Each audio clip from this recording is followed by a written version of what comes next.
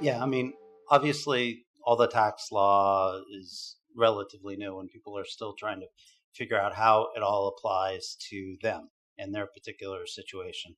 So, in some cases, it's going to be a number crunching game. Hey, does this make sense to have this foreign branch here versus back in the US? And obviously, the movement, you're going to have to spend money doing all that as well.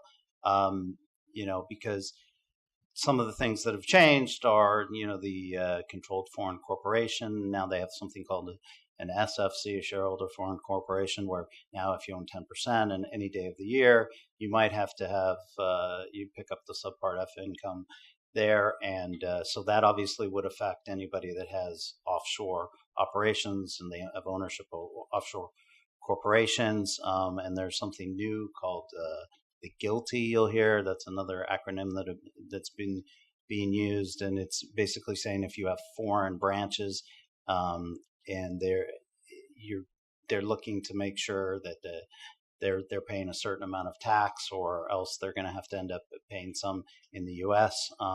And then there's also the appeal for like intellectual property, moving that offshore, which has been done in the past to try to get, hey, this patent in Ireland or this patent in Luxembourg or something like that. That appeal, that the differential has gone down with these new tax rules that have come into play.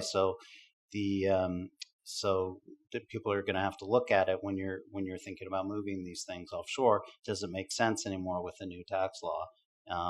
And there's also something called the FDII that deals with royalties and interest, and there's going to be new restrictions on interest expense. So if in the past some of these hedge fund and private equity families had used vehicles and zeroed out the profit through interest expense and through loans, now you're going to be restricted on 30%. So all of these things really you need to look at some of the what your structure is and how you've done business in the past, and take a look and see, does it still make sense to move that stuff offshore and do things like that.